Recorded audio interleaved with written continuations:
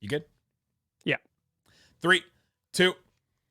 On today's show, should the Dallas Mavericks trade for Jerami Grant? What does he bring to the table? And let's talk about the Mavs and the Blazers as they play again in this Mavs-Blazers crossover version of Locked On Mavs. Blazers, let's go. You are Locked On Trailblazers, your daily Portland Trailblazers podcast. Part of the Locked On Podcast Network, your team every day.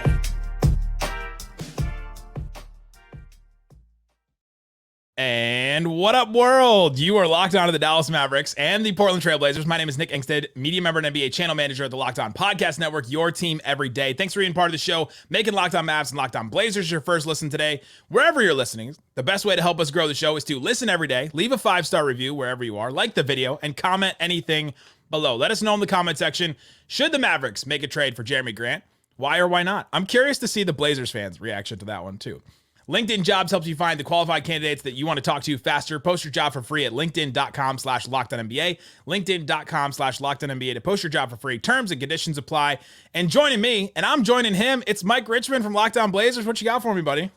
You know, just your past first point guard chilling here. Really excited to talk about more fun Blazers Mavs matchups. Actually, we kind of agreed to not talk about basketball, which thank you for agreeing to the plan, because we don't think we need to relive last night's Blazers Mavs meeting. It wasn't fun for anyone. Nobody had fun. Or the second matchup, or the first matchup, where they were all cursed in some way, shape, or form. Literally, a starter has been injured in each game. Yeah, Derek Lively, Kyrie Irving, Derek Lively again, throw in Grant Williams. Blazers getting their backup centers kicked out of the game. Let's just wrap this up, okay? They play for the last time on Friday evening, and I think everyone in both fan bases is ready to get this thing over with.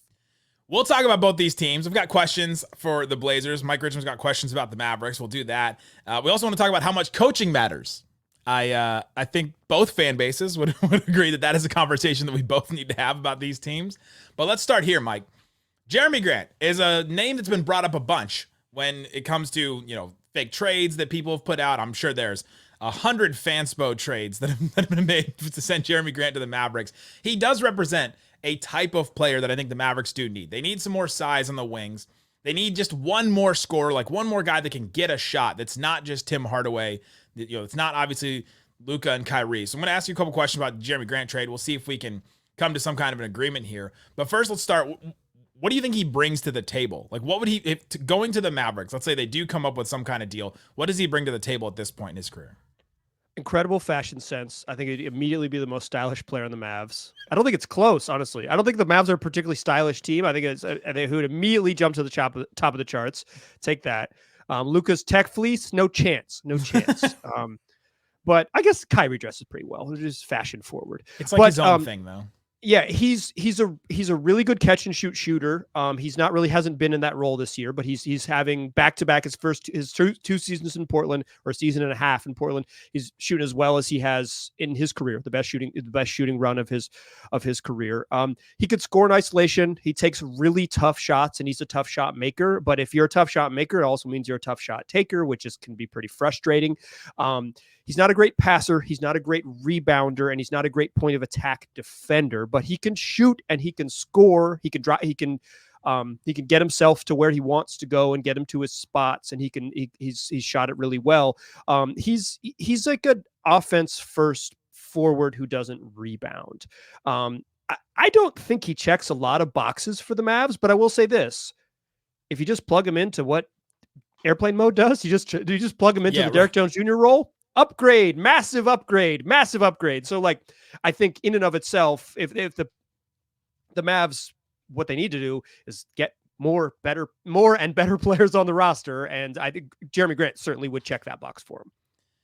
Yeah, he's in that mold where you remember him. Some people remember him from the Denver days, where like, oh, he's a scrappy defender that's this 3-and-D type of guy. Like, he's not really that type of player anymore, right? Like, he signed this semi-max deal, and he's now like the go-to scorer for the Blazers at this point.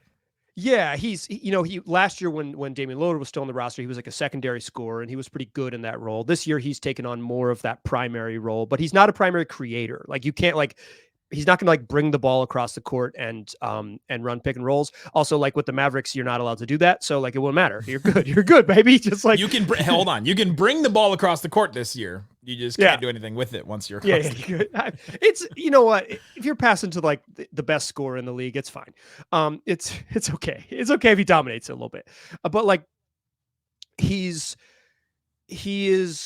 was tasked last year with being this point of attack defender, and he was it was just out of his depth, and he got exposed a little bit, but he could be an okay help defender. I think where he's best is guarding like-sized guys in isolation. Like, he's not this elite weak side shot blocker, and he's not this great like point of attack navigating screens type of defender, but like you get him in an ISO spot against another big guy who wants to try to get past him. Jerami Grant's long, he's competitive, he's strong, he's scrappy, like he'll make those plays. If he's your fourth best player, you're pretty good. Like, I think he's like has the perfect skill set to be that. I don't know if he wants to be that, but I think that's what he's perfectly tailored to be. You describe defensively when you're describing him, I just couldn't stop thinking about that's exactly how we would describe Christian Wood as a defender. Like, pretty good in isolation. He can defend better than Christian Wood. He's better than Christian Wood on defense, but he's also smaller. He's also smaller, so it's a little bit different. Like, he's more 3-4 than 4-5 for sure.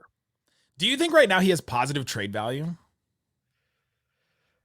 He's getting paid a lot of money. It's tough because his contract is a lot right now. He's getting paid 27. Yeah, 27 million this year, 29 million the next year, 32 after that, 34 the year after that, and 36 in the 2027-2028 season. That is like a fake year number. Like, but I mean, so he's got 5 more years left with that player option. Yeah. So 4 after this season at like 125 million, 130 million bucks left.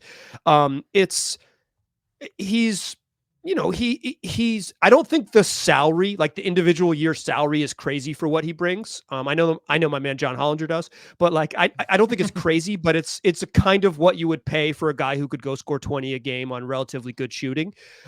It's just 4 years of Jerami Grant. It's a lot. It's a lot of years, and particularly in the modern NBA where teams don't want to lock up salary deep into the future, it's a lot.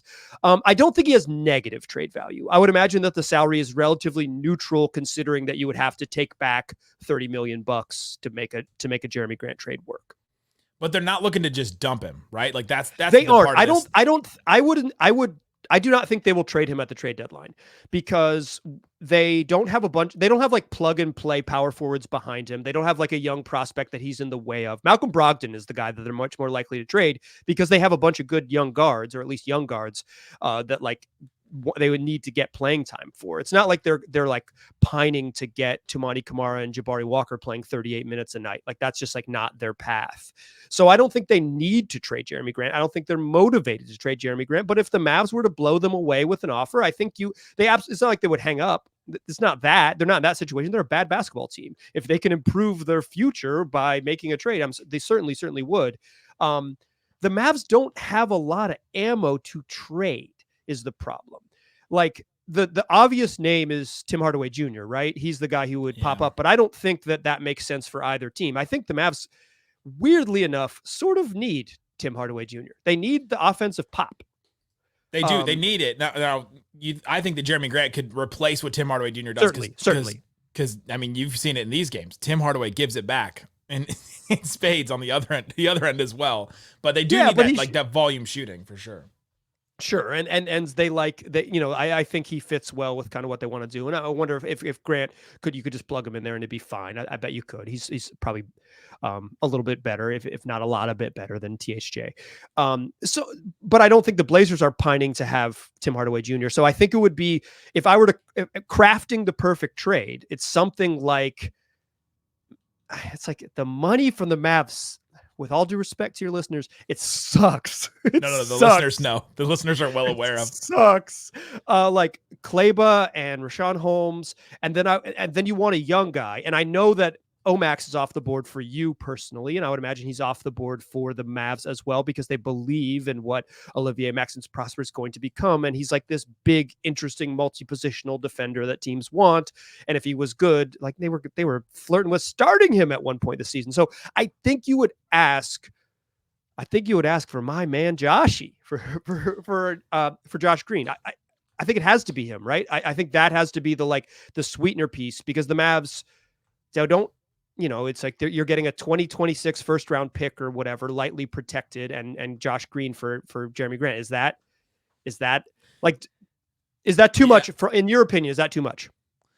No, it's hard, because that one of the reasons why I asked if he had positive or negative trade value was like, all right, how much can he just dump? How much do they just want to dump him, right? Because that's the question. But coming up, let's talk about what a trade package would look like. Does it have to include one of those young guys? Does it have to include second round picks? Mavs do have 1 first round pick, so we'll talk about that and get into all that coming up.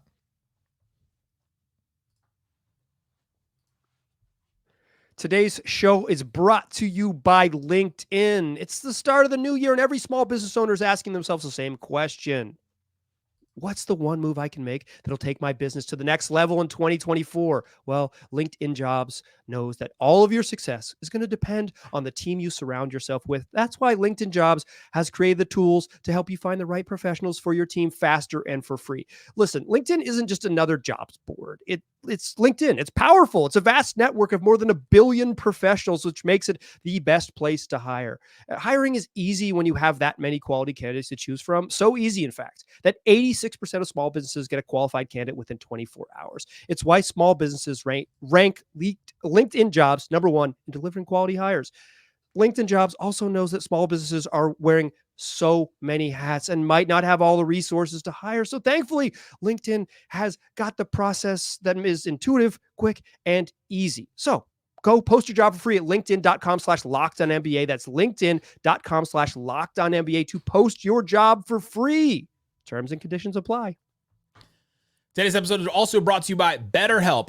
Everybody has something in their life that you need to talk about, whether it's a family member that you have issue with that you haven't talked to in a long time, whether it's a partner that you're having issues with that you have tried to talk to your friends with, but your friends don't really care necessarily. Sometimes you're like, man, I just wish for somebody to care about this problem and to talk to me and to talk this through. That's where BetterHelp comes in.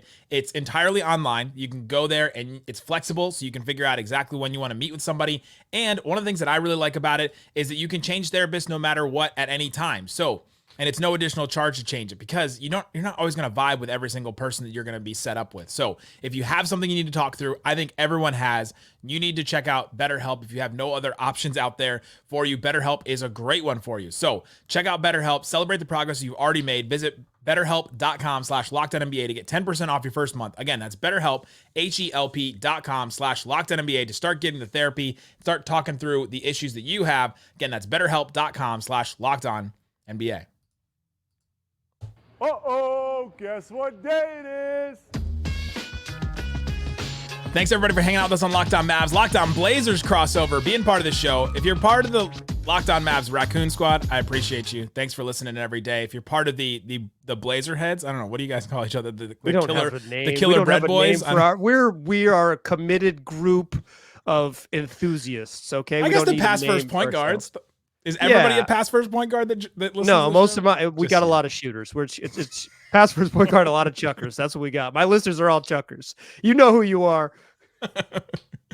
We're talking about a Jerami Grant trade potential for the Mavericks. And before we stop, we wanted to talk about that. I think that they would have to add one of those young guys, right? And so the contracts I've been throwing together are the Tim Hardaway, Rashawn Holmes contracts. I've been kind of putting those together because that equals $29 million, which is just about what Jerami Grant's making at 27. If you threw 2 seconds in there, that's where you start wondering, all right, to me, the motivation for the Blazers would be, we'll take a couple of second round picks and we'll also get off of this Jerami Grant contract 3 years earlier, because next season, Tim Hardaway and Rashawn Holmes will both be expiring contracts. And so to me, if the Mavs can get in that kind of a deal, then I'm really interested in it, because then all of a sudden your wing depth is really good. You don't lose Maxey, even though he's only played like 5 games this season. You don't lose any of the young guys. And Josh Green is kind of a little difficult to trade because he has that extension. So he's got that weird poison pill with his contract. So like if it was just Rashawn Holmes, Maxey, and Josh Green, you try that. all of a sudden the Blazers are taking in $7 million where the Mavs are not. So I don't know where they are in the apron. Yeah, and the all Blazers that. could have to send back some money to make it work. It's not perfect. Blazers only $3.5 million below the tax line. They are not going to become a tax team. They're not going to become a tax team to make it happen. So it gets a little bit dicey. I just don't think the Blazers would be incentivized to dump Jerami Grant for a couple seconds. Like if they're going to dump him for a couple seconds, you just wait. Like, you know, if that's the going rate. So it's like a first round pick and a young person, if you end up there. And I like Josh Green. I don't know if Mavs fans do. Do Mavs fans still like Josh Green? Where are we? They're split on him. He had an elbow injury this year, and so like it felt like before that he was disappointing, and then I don't know. He's only played a couple games since then. It's split. I still believe in him, especially they got him for like $11 million a year. To me, that's not a ton. Like good contract, can really pass, really good athlete. He's only 22, so yeah, he doesn't know how to dribble yet. At some point, he's gonna learn how to dribble, and he's gonna be good. I believe he might not. Some players never learn how to dribble. I've watched a lot of this league. There's some guys who that fourth bounce gets real dicey. Jaylen Brown is making $50 million a year. He's a freaking all NBA player. He's one of the 25 best players in the NBA. He could dribble in one direction.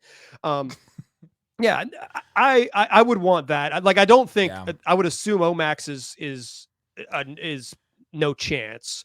It depends on how. Like, I feel like if you get to the trade deadline and the Mavs are the fourth best team in the West, and it's like, we have to get better immediately. Yeah, we have to get better immediately because I think there is sort of that existential pressure around this Mavs team where it's like, we have one of the 5 best players in the world, which is literally the market inefficiency on winning championships. And when you have one of these dudes, you got to go for it.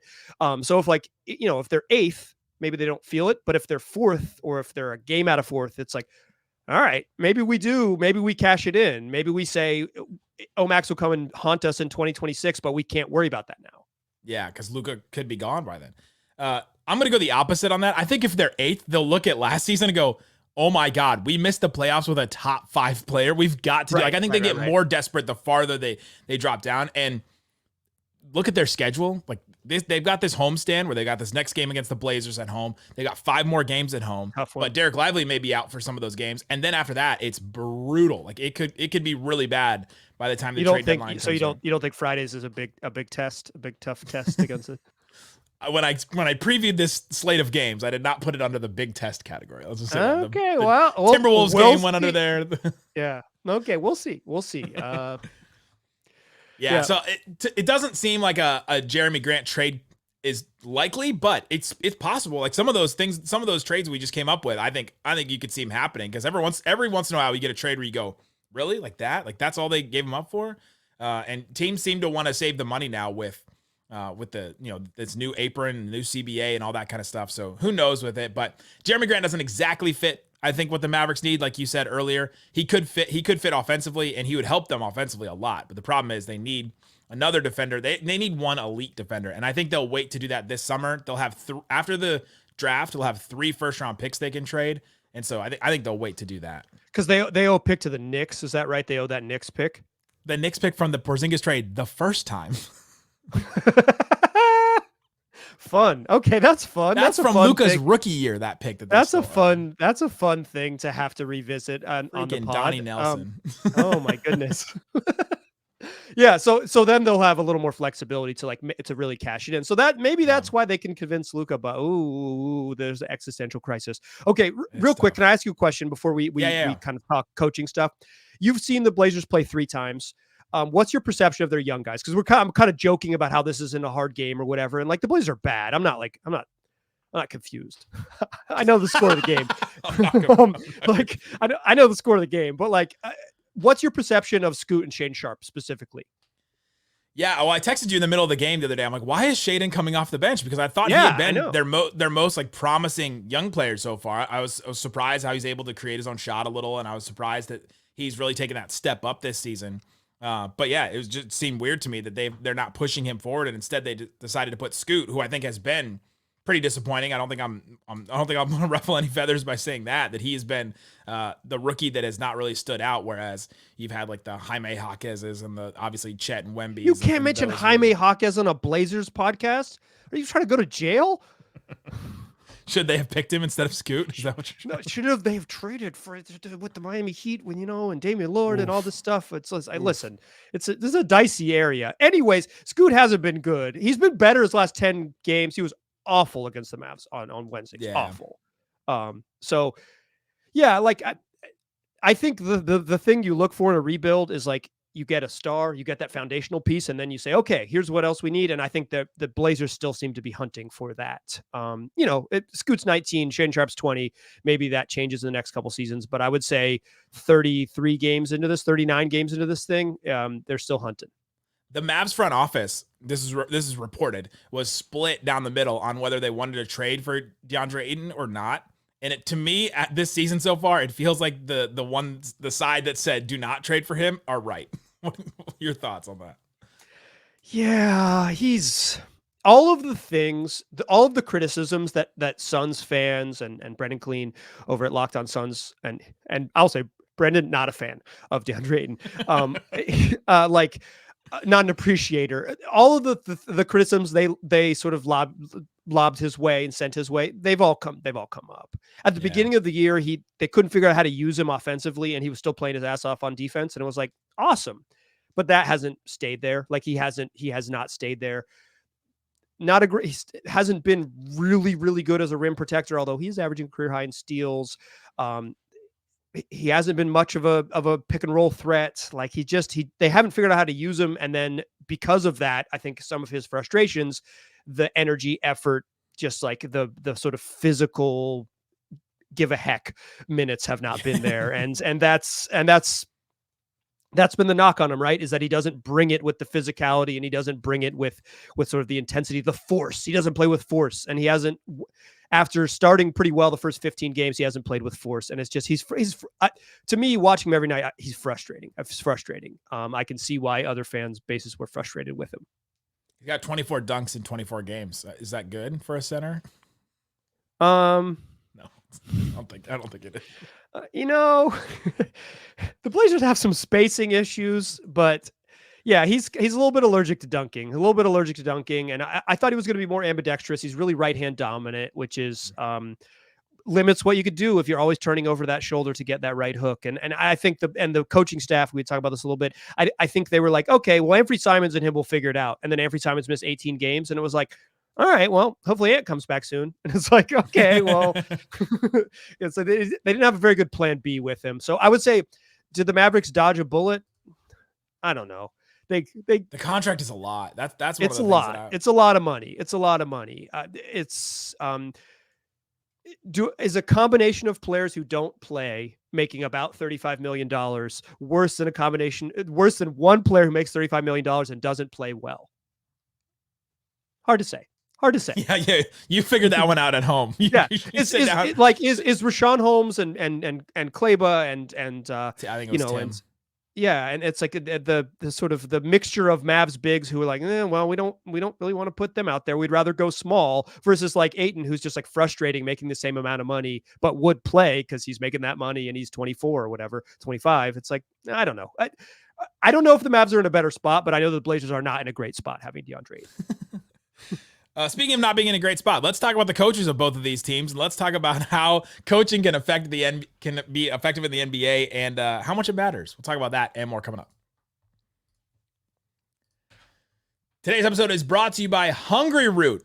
I know that I'm trying to eat better in 2024. If you're trying to eat healthier in 2024, Hungry Root is here to rescue you from short-lived resolutions by making meal planning easy and nutritious. We're all trying to get nutrition. I don't want to live, although it sounds great, I don't want to live like Al Michaels, who has never eaten a green thing in his life. Did you hear that story where he's never eaten a vegetable or a green thing in his life? So you want to check out Hungry Root. Hungry Root is the easiest way to get fresh, high-quality food delivered to your door. They've got healthy groceries, simple recipes, all in one place. Take a short quiz. Hungry Root will get to know you, your goals, and what you like to eat, and they'll ask you what flavors you like, what kitchen appliances you use, all that kind of stuff. And then they'll keep your needs and preferences at the top of mind and start building a cart with delicious recipes and all your grocery needs of the week. So Check out Hungry Root. And right now, Locked On is offering an offer for all of the Locked On NBA, Locked On Blazers, Locked On Mavs listeners. They get 40% off your first delivery and free veggies for life. Al Michaels is just running for cover on this one. Just go to hungryroot.com/lockedon to get 40% off your first delivery and your free veggies. Again, hungryroot.com/lockedon. Don't forget to use the link so that they know that we sent you. Again, hungryroot.com/lockedon. Shut it down! Let's go home! All right, Mike. Talking about Mavs-Blazers. It's the fourth and final installment in the saga of Mavs versus Blazers, where at least one Maverick goes down at some point. But let's talk about the coaches of these two teams, because there's been some question about each of these coaches. Can they take their team to the next level? Can they get them over the hump? For the Mavericks, it's been strange because the first year Jason Kidd comes in, they go to the Western Conference Finals, and all of a sudden you're going, all right, well, they can win in the playoffs with Jason Kidd as the coach because they just did it. And then the year after that, they don't make the postseason at all. None of it. The 10 spots, they don't make it. And then they tank the last 2 games. And now I feel like we're back down to 0 with Jason Kidd as the Mavs coach. It's like, all right, now you're back down to 0. All the goodwill that you gained in the first year, you lost in the first one. Where are the Blazers at with Chauncey Billups? We'll talk about coaches. Well, first off, I cannot believe the Mavericks would lose games intentionally. I cannot believe an NBA franchise would come out and intentionally lose basketball games. In fact, hold out starters, players sat, stars. Lie about injuries in order to lose games intentionally. I cannot believe an NBA franchise would do that. It is disgusting to me. And I'm just so thankful that the Blazers have only done that for 30 games over the last 2 seasons, and if it had been 31, I would be pissed. No, the first year they only tanked 10. Okay. No, last year, excuse me. Last year, only 10. The first year, 20 some. Jerami Grant doesn't even have to play after the All-Star break. He has a great life. Send him to the Mavs for free. Just don't even take but he would have to play. He maybe doesn't want to play. Maybe he's like, hey, I don't really do March. But I don't do March. Billups was dealt a difficult hand because the first year Damian Lillard was hurt. He needed surgery. He was never right, but that team was good. They were like, that roster was totally fine. They shouldn't have been as bad as they were last year. They tore it down. They drafted Shaedon Sharpe. They were not supposed to be good again, but they thought they would be competitive. And then once Dame got fully healthy, because he missed some time with a calf injury in December, they were bad. And they were bad with Damian Lillard, and he had one of the great offensive seasons in the history of the league. He was perhaps the best offensive player in the NBA last season. Like, he was awesome. Wow. He was so good. And they lost they were 8 games under 500 with him in the lineup. That's hard to do. That's hard to do. I think you should probably win about half when you have the best offense in the league from December to March. But anything's possible if you truly believe. I think Billups has had bad rosters, and I think really he has gotten the exact sum of the parts. Like, he has never gotten more than the sum of the parts from the roster. When they give him a bad roster, they get a bad record. When you give him a worse roster, you get a worse record. When you give him this year a super young, the worst roster he's coached, well, look what you get, baby. You get the worst that they've been. This has been his best year coaching by a lot. He's coached. He's gotten more out of the young players. I think this group has responded to him, and yet they're they're going to lose a bunch of games again. And on Wednesday night against the Mavericks, they started the game out 9-0 and it was over. He took a timeout down 9-0 and they were never back in the game. They were as close as 8. They were down 9-0. They took a timeout. The closest they got for the remainder of the game was within 8 points. So, that's not all on him, but certainly is a factor. I famously, maybe not famous to you, but famously for my listeners on the show, think that coaching is certainly not half of the equation, probably something in the a third of the equation, maybe even less. Like, talent is the thing that matters in the league. What is your feeling on that? Like, how much do you think a coach can impact? How much could a good coach impact a team? Yeah, watching a Jason Kidd coach team go to the Western Conference Finals solidified this for me, is that I think that there are 5 coaches in the NBA, probably, maybe a little bit more than that, but 5 that matter, where you look at them and go, Rick Carlisle can take a team like the Pacers, and the sum of their parts can be better because of what he does. Eric Spoelstra, right. You have to believe that matters because of what the Miami Heat have done the last couple of years. losing players and then going to the finals and all that. So I think that there are coaches that do raise it up. And then I think there are some coaches that are detrimental. I think Lakers fans may think that Darvin Ham is one of those coaches right now because I see all the thumbnails on all the Lakers like YouTube videos. Should they fire Darvin Ham right now? And so I think that there are coaches that are down there like that. And then there's just a bunch of guys that are in the middle that sometimes help their team. And then sometimes, but like it is about talent. Like you said, it's mostly about talent and just can the coach, it's sort of like, this is going to be a weird analogy, but this is my audience is going to understand this. I don't know. There's this thing. So I went to school to be like a worship leader, like in a church. And the whole thing is like, you're supposed to play music, but you're supposed to get out of the way. It's not supposed to be about you. It's the one weird, like very odd, you're performing for a bunch of people, but you're not supposed to like take in any of the accolades or cheers or anything like that. And I feel like that's what coaching is in the NBA. It's like you go there, you set everybody up for success, and then you're supposed to like get out of the way. Cause like I'm going back and doing a project and watching the 2011 like playoffs, and Phil Jackson, man. Like, I don't think we talk about Phil Jackson very much at all, but we sure talk about LeBron, and we talk about Kobe, and we talk about Michael Jordan and Tim Duncan. Like, we talk about all those guys so much. And so that's what I feel like coaching is. And so I think it's still possible to win with coaches like Chauncey Billups and with Jason Kidd, but to take this team to another level, to like make them better than some of their parts, you have to have like a special coach. Who's the Mavs' third best player? Honestly, very honestly, it's Derek Lively. Right. So, like, how good are you going to be if Derek Lively's your third best player? That's the problem. Dante Exum has made a case in a couple of games here and there, but yeah, like I don't again, I don't think Jason Kidd is that good of a coach. I think he's probably been better in Dallas in his first couple stops in the league. Coaches get better. He spent more time around in the league and all things like that. They were a top 10 defense the year they made the Western Conference Finals. That's 82 games of being good.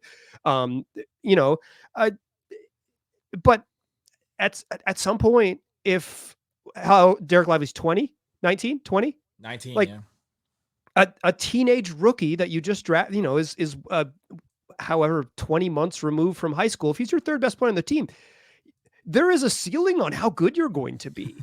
Like right. It's. I think, would the Mavs be better with an elite coach? Absolutely. But how much better? How much better are we talking? Would they be a championship level team with the exact same roster and you drop Eric Spoelstra in there? I don't think so. I think they would be,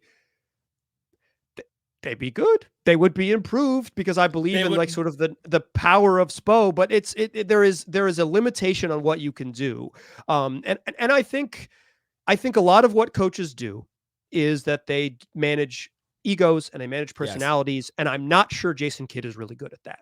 He seems to be, he has a unique approach. So maybe he works with some people, but I will say one thing I do like about Kidd. I will say this to your listeners. One thing I legitimately like about Kidd is he will sometimes come in press conferences and act like he has no impact on the game. And I will say, hell yeah. Cause you don't, dog. You didn't. What are you going to do? You called a play and Luka just hijacked it and did whatever he wanted. And you were like, well, shoot. It didn't work. He says what? I'm not playing. I'm watching, just like you guys.